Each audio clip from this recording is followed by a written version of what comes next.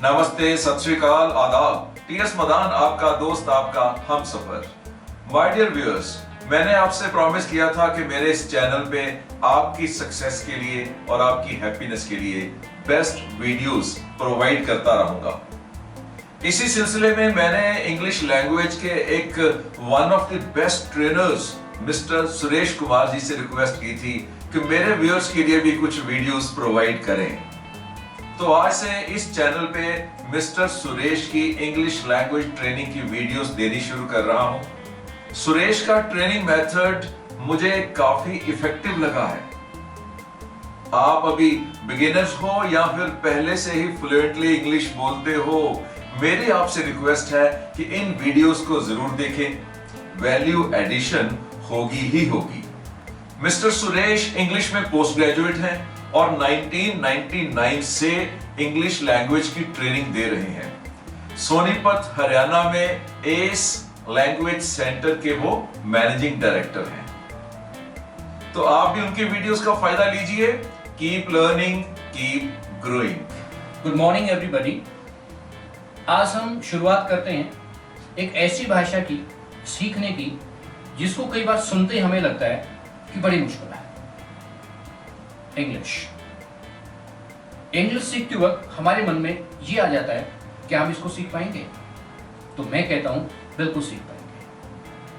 कोई भी भाषा, कोई भी व्यक्ति कभी जन्म से नहीं सीखता है, यहीं आने के बाद सीखता है। अक्सर लोग नई भाषा सीखते वक्त कंफ्यूज हो जाते हैं, ये समझते हैं कि इसको मैं कैसे सीख पाऊंगा, जबकि हम इसी इंग्लिश भाषा के कितने सारे सेंटेंसेस ऑटोमेटिकली बिना सीखे बोलते हैं। अक्सर दोस्त को कई दिन तक ना मिलने पर हम कह बैठते हैं बहुत बिजी है। सोचिएगा बिजी वर्ड कहां से आया। ये सुनते सुनते हमारे कानों ने पकड़ लिया और वक्त आते ही भूल गया। अगर इसी तरीके से हम इंग्लिश के बाकी की सारी चीजों को आज डाल लें, जिस तरीके से लोग कंफ्यूज हो जाते हैं, आप नहीं होंगे। इंग्लिश सीखना एक बहुत ही आसान तरीका है, परंतु उसको अगर आप एक भाषा से दूसरी भाषा में ट्रांसलेट करने की कोशिश करेंगे तो उतना ही मुश्किल बन जाएगा। आपको, मुझे, सबको याद है, एक अंग्रेज कभी ट्रांसलेशन नहीं करता। एक हिंदी भाषी व्यक्ति, आप या मैं, हिंदी बोलने से पहले संस्कृत या उर्दू भाषा में सोचकर हिंदी नहीं बोलते हैं, तो इंग्लिश भी नहीं बोलेगी। लैंग्वेज, ये बोलने का जो तरीका है, इस तरीके को हम लोग गुड मॉर्निंग के साथ साथ अगर इंग्लिश की शुरुआत माने, जिस तरीके से हमारे दिन की शुरुआत गुड मॉर्निंग से होती है, इंग्लिश सीखने की भी शुरुआत कहीं से होती होगी। बोलने की शुरुआत नहीं हो सकती। कोई भी व्यक्ति हमारे पास आता है, कुछ भी बोल सकता है, वो उसकी शुरुआत है। हम किसी के पास जाते हैं, किसी भी सेंटेंस से उस बात की शुरुआत कर सकते हैं, वो हमारी शुरुआत है। और रही बात जब सीखने की बारी आती है, व्यक्ति इंग्लिश क्यों सीखता है? एक व्यक्ति सोचता है कि इंग्लिश में शौक में सीखता हूं, वो उसका शौक है। एक व्यक्ति सोचता है कि इंग्लिश बोलने से मेरा स्टेटस अप हो जाएगा, तो मैं कुछ सेंटेंसेस इंग्लिश के सीख लूं। एक व्यक्ति सीखता है कि इंग्लिश मेरी नीड है, और सही मायने में हर व्यक्ति की नीड है। बात तो सही है, पर इसको सीखने के लिए हम शुरू कहां से करें? जब भी कभी इंग्लिश हम लोगों ने स्कूल में, कॉलेज में सीखने की शुरुआत करी थी, हमारे सामने वही 26 लेटर ABC आ जाते हैं। ABC नाम सुनते ही इतना तो हमें आ गया मन में कि ये तो मुझे आते हैं। अगर आपको ये आते हैं, बाकी चीजें भी आती हैं। हम अपनी भाषा के अंदर कुछ हिस्सा इंग्लिश, कुछ हिस्सा हिंदी का शामिल करके चलते हैं। अक्सर घरों में ये कहते हुए सुन जाएंगे हम लोग, चलो बैंक चलते हैं। बैंक चलते हैं, चलो चलते हैं तो हिंदी हो गया, पर बैंक की है तो हम लोगों ने डायरेक्ट इंग्लिश में बोला। इसको तो हमने सोचा नहीं कि बैंक की हिंदी क्या होती है। आप अपने बटन बंद कर लीजिएगा आप, ये तो हिंदी है पर बटन तो इंग्लिश है। इस तरीके से हमारे डे टू डे लाइफ में करीब 20% इंग्लिश ऑटोमेटिकली शामिल है। अचानक से गलती होती है, बिना सोचे समझे हमारे मुंह से निकलता आई एम सॉरी। आप सोचिएगा, सॉरी वर्ड कब सीखा, किसने सिखाया, हमें मालूम नहीं, पर सही वक्त आने पर आपका दिमाग आपकी टंग को ये शब्द दे देता है। अगर आपसे सवाल पूछूं कि वो दिन बताए जिस दिन आपने सॉरी वर्ड सीखा था, तो आप कहेंगे नहीं मालूम। अगर इसी तरीके को हम एक मनोवैज्ञानिक तरीके से आज सीखने में शामिल कर दें कि मैं आपको उस तरीके से इंग्लिश सिखा पाऊं जैसा आपने सॉरी सीख लिया, फिर वक्त आने पर भी कोई व्यक्ति आपसे मेरे पढ़ाए हुए सेंटेंस पूछे कि कब सीखे, आप वही जवाब दें कि मुझे मालूम नहीं। क्योंकि मैं आपको दिमाग को ट्रेन करना चाहता हूं कि दिमाग को हम जो फील करते हैं भाषा को, तो हमारे दिमाग का हिस्सा बन जाती है और वही दिमाग हमारा सीधा टंग को सेंटेंसेस सही वक्त आने पर दे देता है। जिस तरीके से मैंने अभी कहा एबीसी, क्यों ना हम एबीसी से शुरुआत करके देखें। कितनी बार हम लोगों ने किसी भी काम को पता है तो सिंपल कहते हैं आई नो। इस फीलिंग की तरफ जाइएगा, ये मत देखिएगा आई और नो में क्या बना हुआ है। ये देखें कि किसी भी चीज की जब हमें जानकारी है हम तो तुरंत कहते हैं आई नो। दूसरे हिस्से में मैंने अभी कहा था एबीसी, अगर दोनों को जोड़ दें हम लोग आई नो एबीसी, इसके पीछे एक छोटा सा वर्ड जोड़ना ऑफ इट, मतलब क्या हुआ, बड़ा बेसिक सा मतलब है। जैसे मैंने एक वर्ड यूज किया बेसिक, बेसिक का मतलब होता है किसी भी चीज का बिल्कुल सामान्य सा ज्ञान। अगर मेरे हाथ में आज मोबाइल आता है, पहली बार मैंने मोबाइल लिया मल्टीमीडिया, तो जानकार व्यक्ति की तरफ बढ़ा के कहता हूं कि इसमें कैसे चलता है, क्योंकि मुझे उसका बेसिक ज्ञान नहीं है। वो मोबाइल का शुरू करने का बेसिक है, इधर इंग्लिश के शुरुआत का बेसिक है। दोनों बेसिक को एबीसी से माना गया है। बहुत सारी चीजें हैं जिनका हमें जानकारी बिल्कुल नहीं है। जो व्यक्ति पहली बार लैपटॉप यूज करता है, दूसरे व्यक्ति से कंफर्म करता है कि ये कैसे चलेगा, क्योंकि मुझे तो उसका एबीसी भी मालूम नहीं है। अगर मालूम है तो आई नो, मालूम नहीं है तो आई डू नॉट नो। तो जो बेसिक था उसकी इंग्लिश हमने एबीसी ऑफ इट बनाई थी।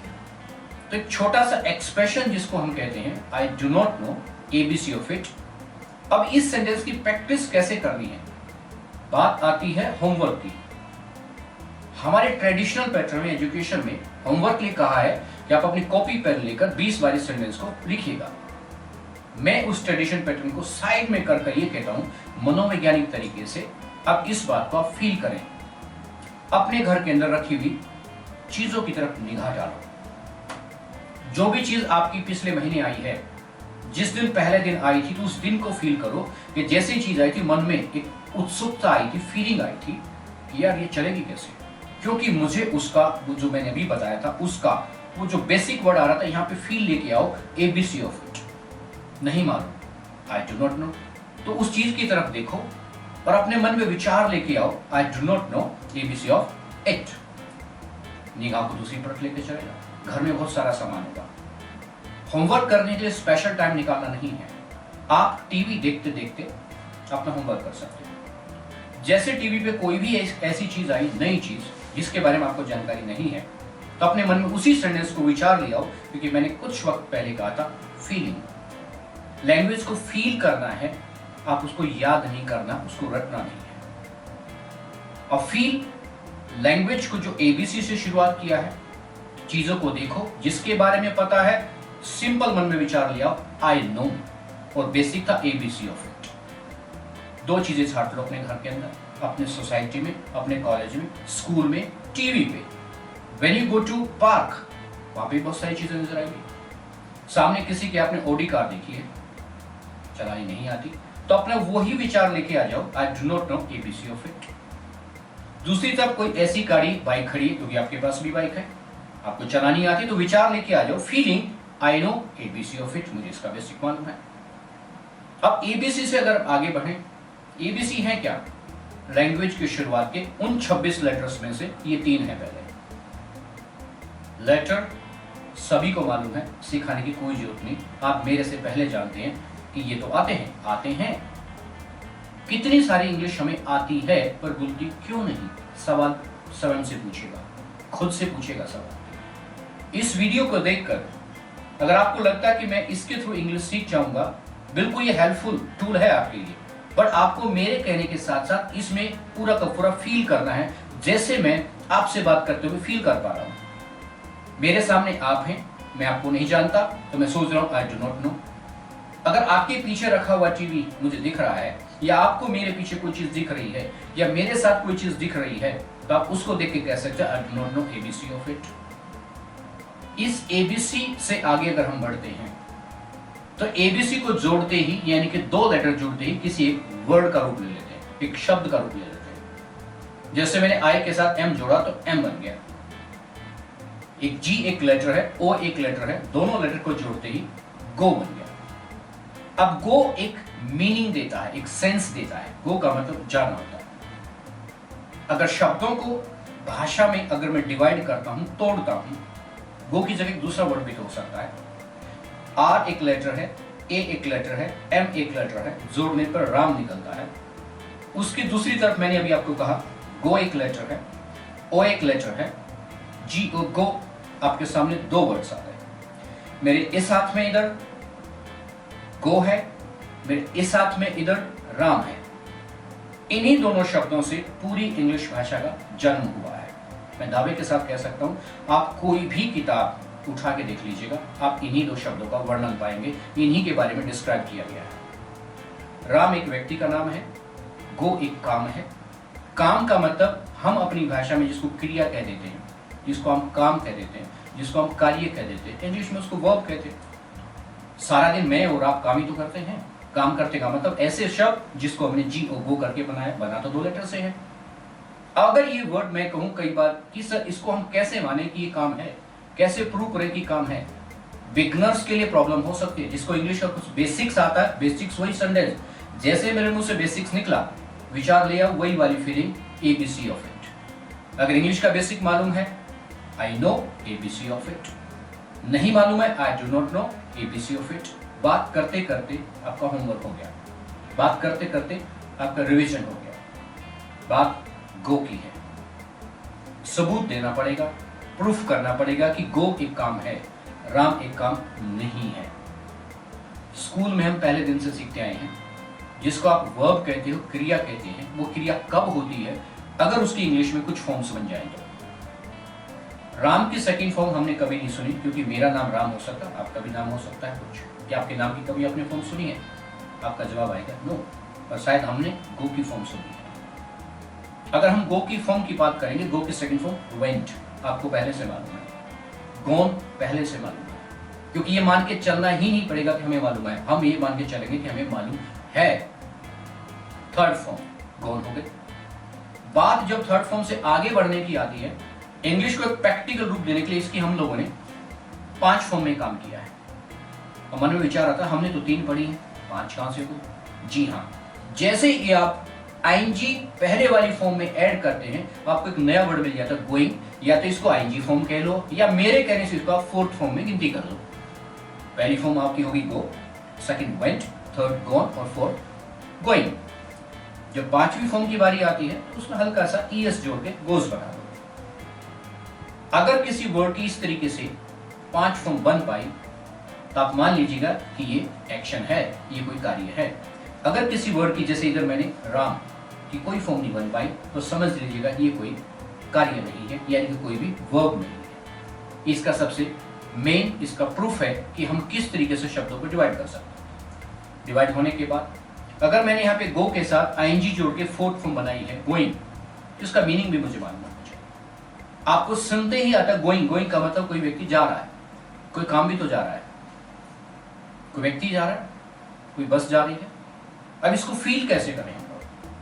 किसी भी सेंटेंस में अगर आपको कहीं पर भी आईएनजी लगा हुआ वर्ड है या कभी सुनता है, तो अपने दिमाग को फीलिंग दे दें, ये चलते हुए काम के बारे में जानकारी है, कोई काम चला हुआ है, इसके बारे में कोई व्यक्ति चर्चा कर रहा है। उस चर्चा को अगर मैं अपने लाइफ में ढालना चाहूँ, जैसे गो है, आईएनजी है, चलते हुए व्यक्ति को देखकर आप अपने फीलिंग लेके आए गोइंग। बाकी सेंटेंस कैसे बनेगा, आगे से कैसे बनेगा, पीछे से कैसे बनेगा, ये विचार बाद में लेके आए, पहले फीलिंग पैदा करें। अगर गो के साथ आईएनजी लग सकता तो हमारे घर में और बहुत सारे काम भी हैं। आप अपने घर में जैसे ही नजर घुमाओगे तो किसी टेबल पर पापा अखबार के साथ चाय पीते हुए, पढ़ते हुए नजर आएंगे, यानी कि उधर एक व्यक्ति जाता हुआ नजर आया तो आपने गो के अंदर विचार लिया है गोइंग। इधर आपको एक व्यक्ति नजर आया, अखबार पढ़ने की इंग्लिश आपको सबको पता है रीड, इसमें रीड करने वाला रीडर होता है। हाँ, रीडर वर्ड हम लोगों ने पकड़ रखा, पर रीडर को तोड़ के कभी नहीं पकड़ा। भाई READ रीड 4 लेटर से बनकर रीड बना, उसमें 2 लेटर और जोड़ दिए, ER रीडर हो गया। इसी तरीके से इंग्लिश का जन्म हुआ है। शुरुआत में मैंने कहा था बेसिक्स ABC, कई सारे लेटर जिसको वर्ड का रूप ले लिया। जिस तरीके से रीडर एक वर्ड है, उसी तरीके से राम एक वर्ड है। रीडर कोई काम हो नहीं सकता, क्यों? रीडर की कोई भी फॉर्म्स नहीं बन सकती, पर हाँ रीड की फॉर्म बन सकती है। कई बार विचार आता है रीड की सेकंड फॉर्म क्या होती है? रीड की सेकंड फॉर्म रेड। याद कैसे होगा? जैसे रीड की सेकंड फॉर्म याद करने का आपको विचार आता कि how can I remember read, तो सिंपल से एक लाल कलर को याद कर लीजिएगा, रेड। जैसे लाल कलर याद है तो हमें पता कि जी हाँ लाल कलर रेड, तो सेकंड फॉर्म को आप मान के चलेगा it is red, third form भी रेड। जब फोर्थ फॉर्म की बारी आती है तो वही वाला नियम लागू करिए जो गो पे लागू किया था, ING जोड़ दो, रीडिंग। जैसे पापा पे निगाह चली, अपने मन में एक फीलिंग लेके आओ, रीडिंग। पापा के हाथ में चाय का कप है, जब तक वो चाय का कप टेबल पे है और पापा उनको अपने लिप्स तक नहीं लेके जा रहे हैं, आप उसमें ING ना लगाइए, क्योंकि ये फीलिंग नहीं रटना बन जाएगा। इसी तरीके से कई बार हम क्या करते हैं, बोर्ड पे कुछ वर्ड्स लिखकर बार बार बोलकर उसको रटने की कोशिश करते हैं, जो हमारे ट्रेडिशनल पैटर्न में चला जाता है। अगर आज की आप प्रैक्टिकल पैटर्न में जाना चाहेंगे तो आपको उसको फील करना पड़ेगा, क्योंकि हमने कभी भी बचपन में आई एम सॉरी किसी कॉपी पर लिखकर रटा नहीं था, बोल कर नहीं, सुन सुनकर हम लोगों ने बोला था। तो आज भी आप उसी पैटर्न को मेरे साथ लागू करिएगा, मुझे सुनिएगा, साथ में बोलिएगा। आपने एक बार पढ़ता हुआ दिखा, एकदम से आपके मन में जैसे मेरे बोलने से पहले आ जाना चाहिए रीडिंग। कोई व्यक्ति जा रहा है, जाने की इंग्लिश आपको मालूम है, गो। मेरे बोलने से पहले जैसे मैं जाने वाले व्यक्ति की तरफ इशारा करूं, आपके मन में आना चाहिए गोइंग, यस, जो आपने अभी लेके आया। अगर आप गली के बाहर आए, अपनी बालकनी में खड़े हैं, आप बाहर की तरफ देखेंगे, आपको बहुत सारे बच्चे खेलते हुए नजर आएंगे। जैसे खेलना शब्द आया तो आपको पता खेलने की इंग्लिश प्ले होती है। बात वही है, अभी हमें ये देखना कि प्ले कोई काम है या प्ले कोई काम नहीं है। अगर प्ले के साथ सेकंड फॉर्म बन सकती है तो काम है। ED लगा के सेकंड फॉर्म बन गई, खूब सुना हम लोगों ने। पर वही बात, जैसे रीड में ER जुड़ा था तो रीडर बन गया, तो प्ले में ER जुड़ेगा तो प्लेयर बन जाएगा। इंग्लिश को एक तो रटा जाए, एक उसको तोड़कर समझा जाए। समझने से विचार बनेंगे, वो आपकी भाषा का रूप ले लेंगे। रटनी हुई चीज 2 दिन में आप भूल सकते हैं। मैं प्रॉमिस करता हूं इस वीडियो के थ्रू आपको मैं ये रियलाइज कराने में कामयाब हो जाऊंगा। मुझे यकीन है इस बात पे, आपको भी यकीन करना है। आपके बराबर में जो भी चीज रखी है आप उसको देखिएगा। उसके साथ आप कौन सा काम करते हैं? आपके सामने मोबाइल रखा है, आप इसका यूज करते हैं, तो आपके सामने एक वर्ड यूज आ गया, यूज, यानी कि मोबाइल का हम करते हैं यूज। अगर यूज में वही रीड वाला ER जोड़ूं तो यूजर बन गया, यानी कि ER करके लगाने से करने वाला बन जाता है। जैसे हमने रीड में ER जोड़ा, रीडर बना, प्ले में ER जोड़ा, प्लेयर बना, यूज में ER जोड़ा, यूजर बन गया। तो यूज तो अपने आप में काम है, कैसे साबित करें? सेकंड फॉर्म बना के देख लेते हैं। यूज में D लगेगा, यूज सेकंड फॉर्म आ गई, फिर लगेगा थर्ड फॉर्म हो गई, और चौथी फॉर्म मैंने आपको सिखाया था, जब भी फोर्थ फॉर्म बनानी है पहली फॉर्म में ING जोड़ दो, यूजिंग। अब किसी सामने वाले व्यक्ति के हाथ में आप मोबाइल देखते हैं तो आप यूजिंग वर्ड मत सोचें, क्योंकि वो यूज नहीं हो रहा। जैसे उस व्यक्ति के स्क्रीन पे किसी की कॉल नजर आई, उसने उसको ऑन करके कान की तरफ लगाया, तो विचार चल जाना चाहिए यूजिंग। आपने बहुत सारी बुक्स पढ़ी होंगी, देखी होंगी। पहले पैटर्न आया करता था, बुक पे सेंटेंस लिख दिया गया ऊपर से, वह किताब पढ़ रहा है, नीचे लिख दिया ही is reading a book. It's a translation. हमने कभी भी कोई भी भाषा ट्रांसलेशन के बिहार पर नहीं सीखी है। नहीं तो एक अंग्रेज, द ब्रिटिश, पहले हिंदी सोचकर इंग्लिश बोलता, पर ऐसा नहीं है। हम ऐसा क्यों करते हैं कि पहले हम हिंदी सोचते हैं फिर उसको इंग्लिश लेके आते हैं। जिस तरीके से आप किसी भी होटल में जो खाना सर्व करने वाले व्यक्ति को देखते सिंपल कहते हैं वेटर, तो ये तो हमने पता ही नहीं कब सीखी हम लोग वेटर। अगर वेटर को मैं तोड़ूं, एक तरफ निकलता है वेट, दूसरी तरफ निकलता ER। वेट का मतलब इंतजार, ER का जोड़ते ही बन गया करने वाला। वही वाली बात रीडर, प्लेयर, यूजर, इधर फिर आता है वेटर। पर इस तरीके से हमने पहले कभी सोचा तो नहीं, इंग्लिश को तोड़ा तो नहीं, आज तोड़ लेते हैं। अब जिस तरीके से मैंने कहा वेटर, वेटर क्या करता है? वेट। किसी भी व्यक्ति को किसी भी चौराहे पर इंतजार करता हुआ सोचे, मन में फीलिंग ले आए, वेटिंग। अब जो वेटिंग जो वर्ड आ गया है, इधर रीडिंग जो वर्ड आ गया है, प्लेइंग जो वर्ड आ गया है, गोइंग जो शब्द आ गया, अब इनको सेंटेंस का रूप कैसे देंगे? सबसे पहले आए लेटर ABC, इस तरीके के हमारे आगे के, उनको जोड़ा वर्ड, जैसे PLA वर्ड बन गया। अब प्ले को जो मैं सेंटेंस में कन्वर्ट करना है, तो सबसे पहले फीलिंग आदमी अपने बारे में लेके आता, तो मैं होता हूं आई। हर बात व्यक्ति अपने से शुरू करता, तो मैं हो गया आई। कई बार हमारे सामने उच्चारण की समस्या आएगी, प्रोनाउंसिएशन की दिक्कत आएगी, जिसमें हम लोग आई की बजाय आई निकल जाता है मुंह से, क्योंकि जहां पर नेटिव स्पीकर है वो आई नहीं बोलता, उसमें ई की साउंड काट के आपको य की साउंड लेके आनी पड़ेगी, तो आपको बोलेगा आई। जैसे आई निकला, आपकी टोन नेटिव स्पीकर के बराबर चली जाती है। उधर आपने देखा एक व्यक्ति जा रहा है, जाने की इंग्लिश गोइंग आपके पास होगी, पर गोइंग को मैंने जोड़ना है आई से। इधर आपके हाथ में आई है, इधर आपके हाथ गोइंग है, बस आपने कुछ छोटा सा करना है, इन दोनों के बीच में एम डाल दीजिएगा। आपके सामने वर्ड आ गया आई, दूसरा वर्ड आ गया एम, तीसरा वर्ड आ गया गोइंग, जोड़कर सेंटेंस बोल दीजिएगा आई एम गोइंग। आपको सिर्फ फील करना है, जोर से चिल्लाना नहीं है, फील करना है। उधर मैंने थोड़ी देर पहले कहा, पापा कोने में टेबल पे अखबार है, पापा बैठे हुए, अखबार पढ़ना सुनते ही रीडिंग आपके दिमाग में आएगा, रीडिंग। बट कौन? मैं कौन था? आई के साथ रीडिंग जोड़ेंगे, बीच में एम डाल दो, आपका पूरा सेंटेंस बन जाएगा आई एम रीडिंग। कई बार हम दो सेंटेंस बोलकर ये मान जाते हैं कि इंग्लिश तो आ गई। इंग्लिश तो पहले से ही आती थी। अगर इंग्लिश पहले से आती थी, उसका सबूत ये है कि हम अपनी हर स्कूल की क्लास में इंग्लिश का एग्जाम देकर पास होते चले गए, फेल कभी नहीं हुए, क्योंकि हम लोगों ने उसमें रिटर्न में किया है। बात आती है अब बोलने की। बोलना एक प्रैक्टिकल एक्टिविटी है। बोला तब जा सकता जब कोई आप फील करते हो, बिना फीलिंग के कोई बात नहीं बोल सकता। अब आपको इनकी जो प्रैक्टिस करनी है, कैमरे वाला क्या करता है? यूज, इस्तेमाल करता हुआ नजर आया, आईएनजी जोड़ दो, यूजिंग। बात फिर वही कौन? आई। इधर आई है, इधर यूजिंग है, बीच में एम डाल दो, आपका पूरा सेंटेंस बन जाएगा आई एम यूजिंग कैमरा। अब इसी बात को आगे बढ़ाएं कि सर इतना सोचने से बनेगा? नहीं, इससे एक कदम आगे चलना है। अगर कोई बात मैं आई के लिए सोच सकता हूँ, तो वो बात मैं यू के लिए भी सोच सकता हूँ। अगर आई कैमरा यूज कर रहा, तो आपने बोला आई एम यूजिंग कैमरा, तो मेरे सामने तो यू है। अब यू के साथ जब मैं यूजिंग वर्ड लगाऊंगा, तो उनके बीच में मुझे आर देना है। बस यूजिंग मेरे पास पहले से था, यू सामने वाला व्यक्ति हो गया, मैंने तो नया वर्ड आर ही डाला है। एक शब्द डालते एक नया सेंटेंस जन्म ले गया, यू आर यूजिंग कैमरा। सामने वाला अखबार पढ़ रहा है, पहला सेंटेंस आप बोल चुके हैं, आई एम रीडिंग न्यूज़पेपर। तो सामने वाले को देखकर, सामने वाला कौन हुआ? यू के साथ जोड़ दो रीडिंग, बीच में डाल दो आर, तो सेंटेंस बन गया यू आर रीडिंग न्यूज़पेपर। अब इसमें बातचीत करनी है। बातचीत कैसे करनी है? आप खुद से सवाल पूछ सकते हैं। आपको किसी भी एनवायरनमेंट की जरूरत नहीं है। अगर मैं कोई चीज को यूज कर रहा हूं, तो I am using camera. You कर रहा है तो you are using camera. Are को आगे लिया, आपका सवाल बन गया आर यूजिंग कैमरा। आंसर आपके पास पहले से था, जब आपने अपने बारे में फील किया था, अपने बारे में सोचा था आई एम, इसके आगे खाली यस लगाना है। आपका सिंपल सेंटेंस होगा आई एम यूजिंग कैमरा। अगर मैं अखबार पढ़ने की बात कर रहा हूँ, सवाल आपका बिल्कुल क्लियर है। यू से जब सवाल करते हो, आर आगे जाता है। Are you using newspaper?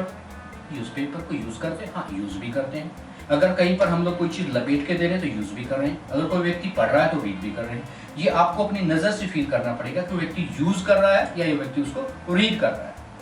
अगर वो रीड कर रहा है, तो रीड में एनजी लगा दो, यूज करते यूज में एनजी लगा दो। रीड की बात कर लेते हैं। सामने वाले व्यक्ति के हाथ में अखबार है, आपको अखबार चाहिए, तो कम से कम लेने से पहले पता तो कर ले क्यों पढ़ रहा है। अब पढ़ रहा है तो रीड में एनजी लगा लो। मैं पढ़ रहा हूँ, आई एम रीडिंग। यू पढ़ रहा है, यू आर रीडिंग। आर को आगे ले आओ, आर यू रीडिंग न्यूज़पेपर। अगर वो यस कहता है, तो सेंटेंस का आंसर आपके पास पहले से था। जब आपने अपने बारे में सोचा, उसके आगे यस लगा, आपका सेंटेंस होगा आई एम रीडिंग न्यूज़पेपर। सामने वाला मना करेगा, तो मैं नोट लगा दिया, क्योंकि कोई भी चीज नहीं जब कहना है, नोट के बिना नहीं चलेगी। I am not reading newspaper. सामने वाला किसी भी पुराना अखबार है उसके पास, वो उसका यूज कर रहा है। यूज करने की इंग्लिश आपको मालूम है, एनजी लगाना है। I am using newspaper. You कर रहा है, you are reading newspaper. Are को आगे ले आओ, सवाल बन गया are you using newspaper. Answer आपके पास पहले से ही था, yes I am using newspaper. अब बात आती है कि सर इसका होमवर्क कैसे हो। होमवर्क करने के लिए आपको फिर वही मैंने कहा फील लेके आना पड़ेगा। अपने दिमाग में किचन में काम करते करते वक्त, टीवी देखते वक्त, खाना खाते वक्त इसका होमवर्क हो सकता है। अलग से आपको कॉपी किताब लेके बैठने की जरूरत नहीं है। खाने की टेबल पे है, आपके सामने 4 तरीके का खाना है, वाटर आपके सामने है। सबको पता है वाटर को पीना ड्रिंक होता है और किसी भी चीज को चबाकर खाने को ईट कहते हैं। दोनों के लिए अलग अलग शब्द ढूंढने की बजाय अगर मैं एक कॉमन वर्ड निकाल दूं दोनों को हटाकर, टेक का मतलब लेना।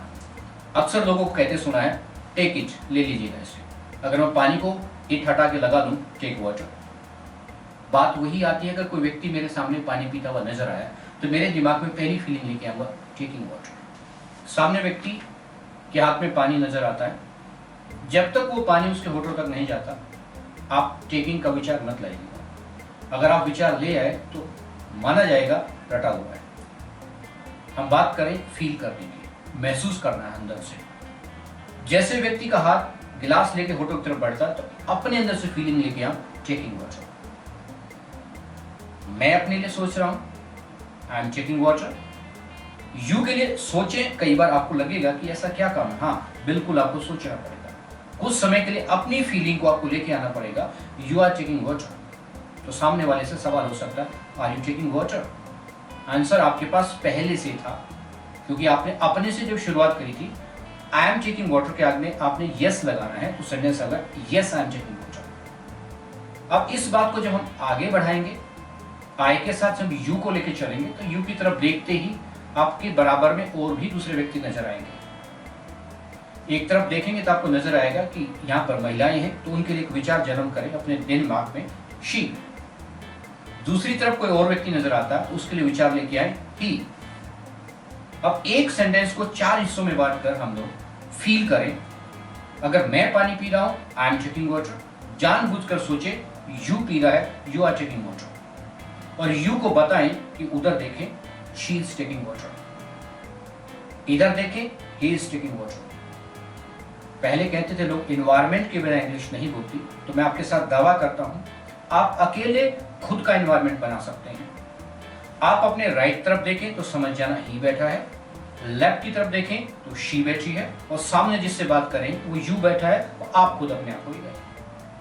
आप अपने घर से बाहर निकलते हैं, जैसे दरवाजे से बाहर निकलेंगे बहुत सारे लोगों की इंग्लिश आपको पता, पीपल। कोई कुछ करता हुआ नजर आएगा, कुछ करता नहीं, वो जो कुछ है वही आपका काम है। आपको लोग चलते हुए नजर आए, चलना गो है, पीपल आर गोइंग।